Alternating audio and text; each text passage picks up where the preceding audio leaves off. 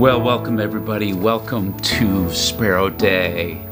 And no, I'm not at the church like I normally am for our online service. I am in the basement of my house, and I'm here for two reasons. The first reason is this is my podcast studio that I've been building out, but I'll get to that in a moment. The second reason I'm here is because this has been the iciest, snowiest, coldest week in Nashville that I can remember in a long time. And the whole city has been covered with a blanket of snow and icy roads. And so I'm not there today. In fact, the weather has been so freeze-oriented that the roads are still covered with ice. And so if you are from Nashville, you know we're not able to meet today, right? Because we just had to cancel church. So if you're watching online, welcome. But then I know there's a bunch of you watching in other parts of the United States. We have folks that watch from Boston all the way to Los Angeles, all the way from Seattle to Florida. We got the Midwest covered. We have folks that watch in the Chicago area, St. Louis and Missouri area. And then we have folks that are watching internationally. We have a group that gathers up in Winnipeg. A shout out to all of you.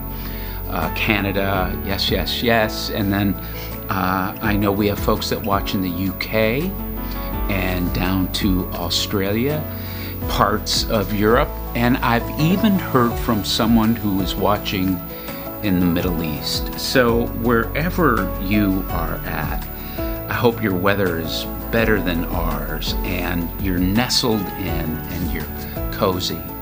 But I want to welcome you. But before I get to today's deal, yes, in February, I'm going to start a new podcast right here called the Iconoclast Podcast. You know, historically, what an iconoclast is someone that kind of goes against the status quo, that kind of breaks out of the model and goes against the tradition and beliefs of something that have become fixed and status quo. And an iconoclast breaks outside the mold of that.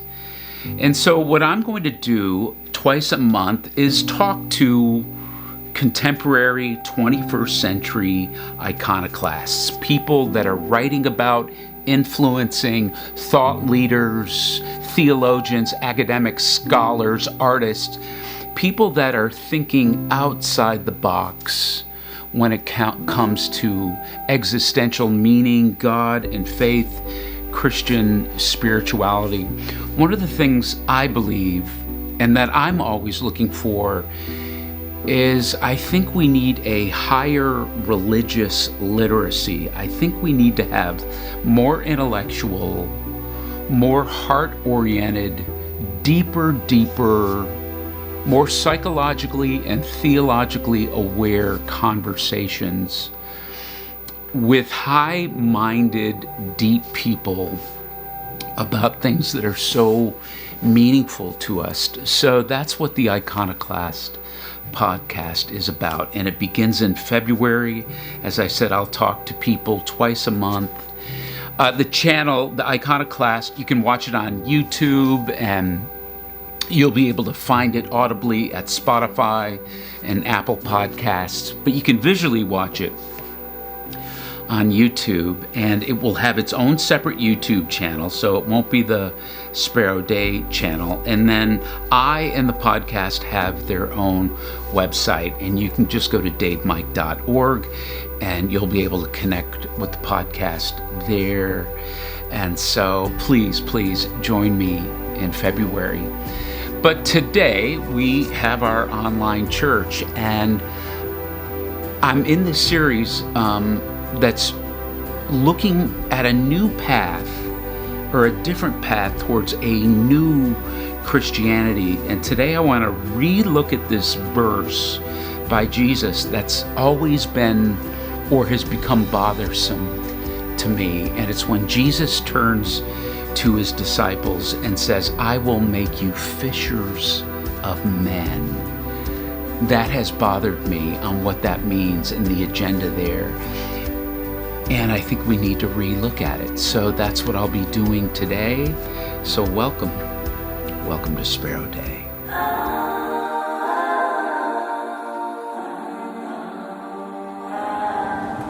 You are my safe place from things that I can't face. When it all gets too much for me and I'm lost in my anxiety. And if my heart aches, you breathe with me at my pace. When it all gets on top of me, you are my gravity. Thank you for laughing my crazy. Thank you for hiding here with me. Thank you for making me face this world again and again. You are my safe place. You forgive all my mistakes. When no one is listening, you hear me when I don't say a thing. You never judge me, make me laugh when I'm crying. You know, I'm not really a fisherman. I'm not really a fisher person. Now, I love to eat fish. I love to eat creatures of the sea. When I was a young boy growing up in New York, I loved to always get a shrimp cocktail. I just love them. I still love shrimp. Whenever folks put out those party trays of shrimp at Christmas, I embarrassingly eat the most. It's like I never leave the shrimp table. I grew up Italian Catholic, so one of the high points for me was Fish Stick Friday. We had to eat fish on Friday, and I loved fish sticks. Even today, I can whip up a decent plate of shrimp and grits or a spicy shrimp fra diavola over a bed of linguine, if you're into that sort of thing.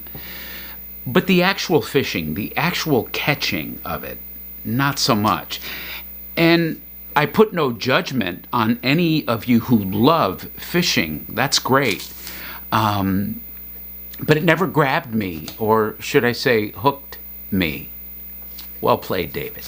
And you think it would, because I've had some great friends invite me on some wonderful fishing expeditions. One time I spent an entire week just outside of Crested Butte at this high-end fly fishing ranch. I had my own rod and reel. I still do. Hip waders, I owned those at the time, doing the whole river runs through it, wading in the beautiful Colorado waters with the mountains. It was great.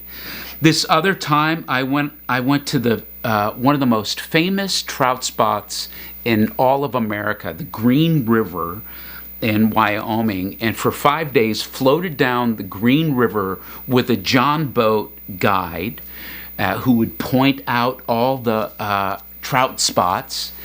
And then for lunch each day, he would bring the trout, and with a white tablecloth lunch, he would cook us this wonderful lunch. And you think I would have loved it. I love the lunch part, but not the fishing part.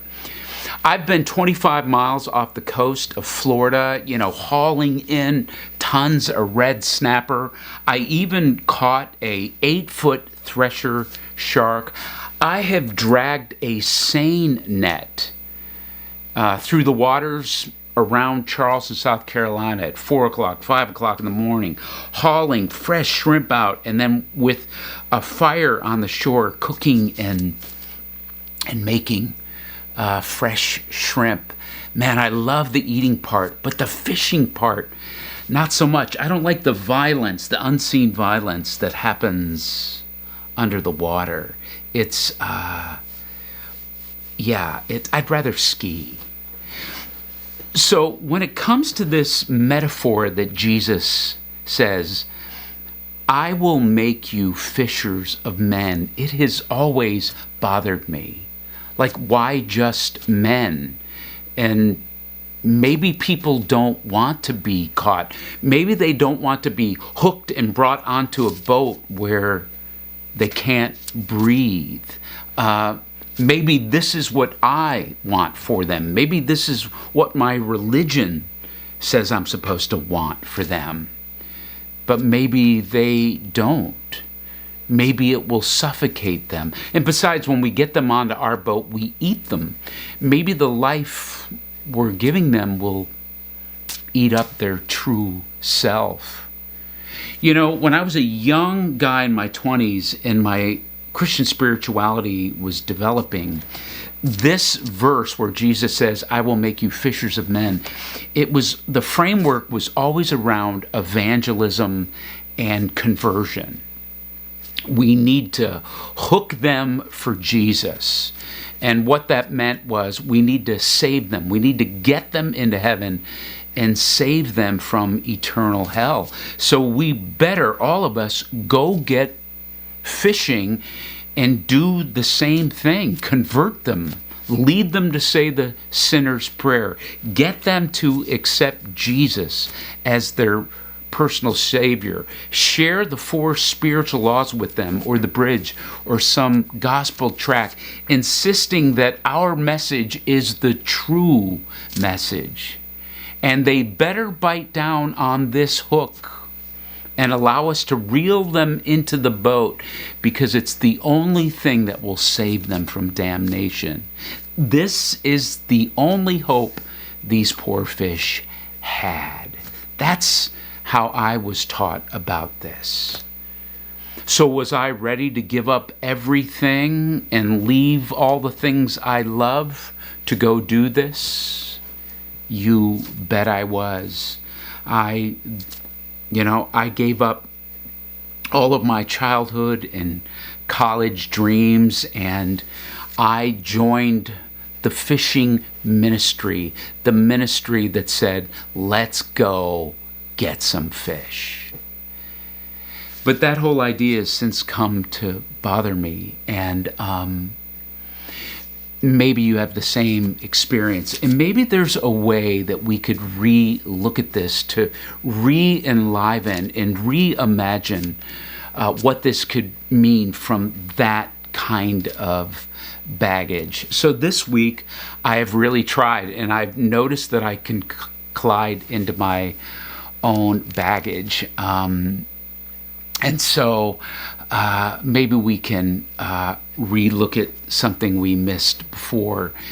And maybe we can learn from the wisdom of others, because I've needed that help. So I want to give credit where credit is due.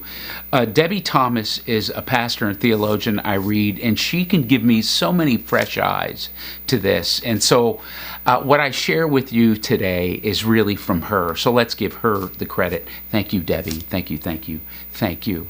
And maybe we all can find something new and compelling and beautiful in this.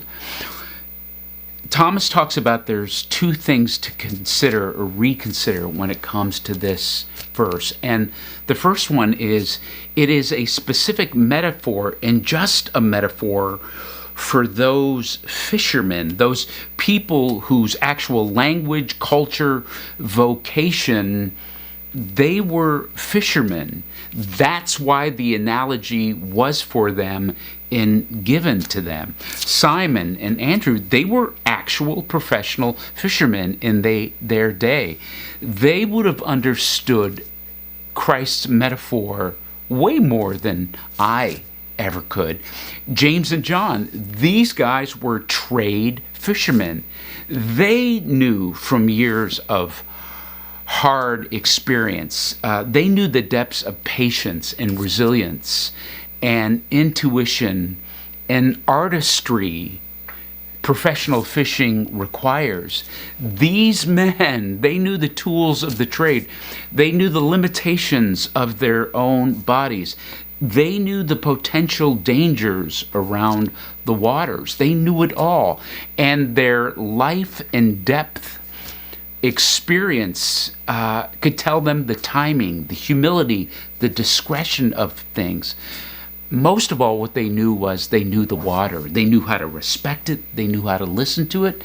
They knew how to study and look at it so they could bring forth what was best in due time. So when Jesus calls these tried and true fishermen to follow him, they understood the call not as some directive to sever their lives from their true lives, from their experience or from their intellects, from their cultures.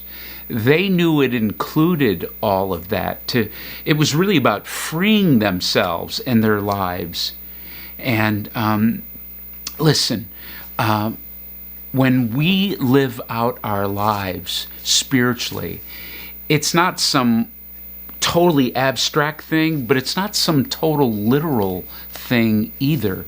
Christian spirituality doesn't come down to this simple, listen, just do what the Bible does in plain Hebrew and plain Greek and plain English. Just if it says it, believe it and do it. No, these fishermen knew it would come out of their lives and their cultures and their families, their vocations. It would come out of their true selves now for who they are. And when we trust the God that we surround our lives by, it's also a spirituality that prizes our lives and our intellects, our backgrounds, our educations, our skills. It prizes our personalities, which are different. It prizes our personal wirings and emotional makeup, because we're all different. And the fruition of all of that comes out of who we each individually truly are. So maybe we could look at it, relook at it, reform it, and reclaim it in a new way, but not in terms of hooking and converting people to this highly specific, really rather modern dogma, last 200, 300 years, and relook at it in a new way. Instead of the fisherman, maybe to the engineer, Jesus says, follow me. You know how to build my people. To the visual artist, maybe Jesus is saying, listen, you know how to create with paints and colors. Paint the colors of my love. To the stay-at-home parent, maybe he's saying, follow me. You know how to nurture people. Nurture people. To the musician, go create. Follow me and create with spirit. To the physician, follow me because you know how to fix and heal broken souls. And to all of us, follow me and I will make you you. I will make you who you really are. I'm not going to sever yourself from who I created you to be and then call that sinful, and now you need to convert to some sort of pious life.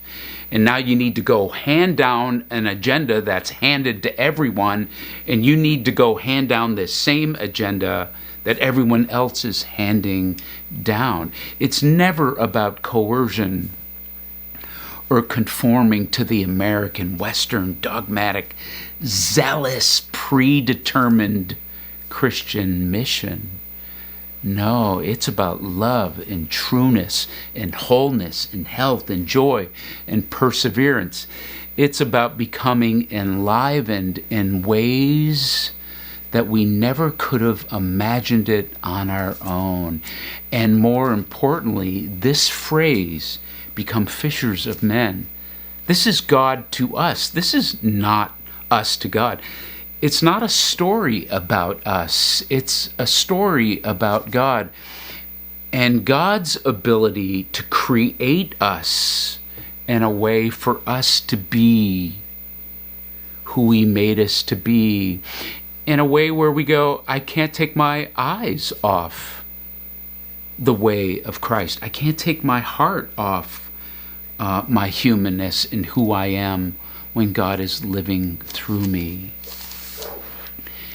And I've kind of already shared what bothered me about this fishing metaphor when I understood it in very literalistic ways.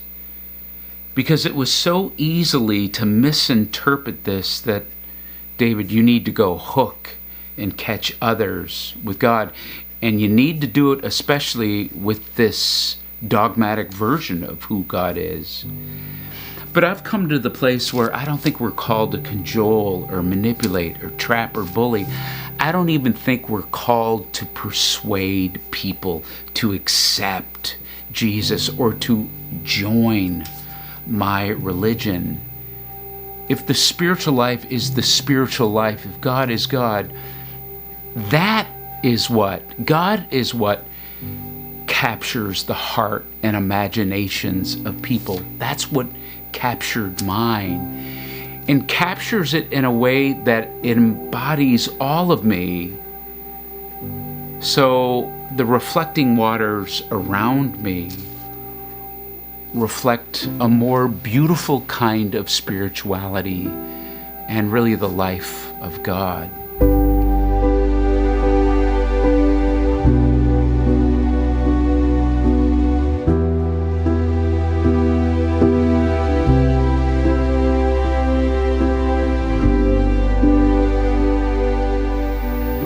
The second thing that Debbie Thomas tells us about being fishers of men, it comes out of the research of Casey Hansen, who his research is in the economic and political context of Christ's ministry. In fact, he wrote an article called The Galilean Fishing and Economy in the Jesus Tradition. And according to Hansen's research, these four fishermen in Mark's story, these aren't fishermen who are part of a free enterprise system anymore. No, they're now part of the Roman Empire. And the fishing industry in Palestine then, it is now completely under the Roman Empire. It's Caesar who owns all the bodies of water around them. It's now the empire that regulates the fishing industry. Also, it can benefit the urban elite. And a fisherman then couldn't just get a license and just, go fish. They had to always now join the Roman fishing syndicate, which would then export their product, leaving their own culture, their own people, depriving them of this staple that they had depended on for generations. And the Romans charged exorbitant taxes and levies and tolls every time the fish were sold. For these four fishermen to catch fish outside that exploitive system, it was illegal. So when Jesus says to these four fishermen, I will make you fishers of men, it is so beyond getting people saved. Jesus is saying to these four fishermen to leave their nets, to leave that system that they are part of, this narrow, right? It's just to have a narrow image if it's just about evangelism, if it's just about altar calls and winning them to Jesus and getting them saved. Jesus is not talking about filling pews or baptismal fonts. When he is calling them to be fishers of people, he is hearkening them back to their own Jewish scriptures, where the hooking of fish is a euphemism about standing up against power, especially those who wield it with greed and position, according to Amos 4 and Ezekiel 29. In other words, when Jesus asks Simon, Andrew, James, and John to go fish for people, he was asking them, cast your nets aside in this exploitive system of privilege that you're part of, and go help usher in a new way of God's love, a way of justice for the poor, mercy for the oppressed, a way that lifts up all people. He is inviting them to the fundamental reordering of their entire social, economic, religious system in a new way that brings God's love and compassion and lifts up all people. So, in the end, Jesus' proclamation of the gospel, which means good news. Listen, it's not good news if it's not God. It's not good news for all people if it's not God.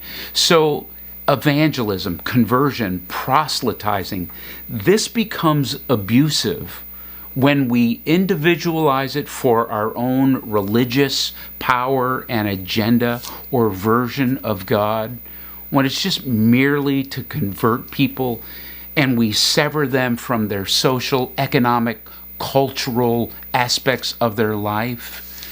And when it's not compassionate and it just offers them a status quo, dogmatic doctrine, when it's just about soul saving and formulaic gospel presentations about getting them into heaven and saving them from hell, and then building churches and institutions that reflect that ideology. That's not what Fish for People means.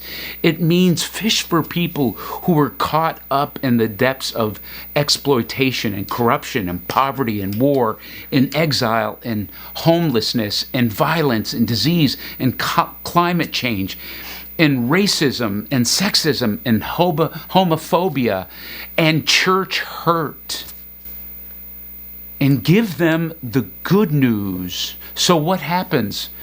The four men, hearing an analogy for their time, they immediately leave their nets and leave that system and go follow Jesus out of that system and give their lives to this radical love, and then to use their own humanness, their own culture, their own intellect, their own gifts, even their own vocation, to go share that good news and reveal it to the turbulent waters of their time and place.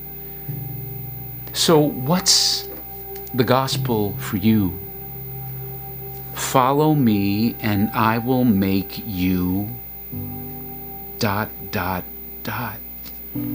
How will we leave the nets of a certain system, a certain way of thinking, to move towards this higher form of love and compassion and inclusion that lifts all people up?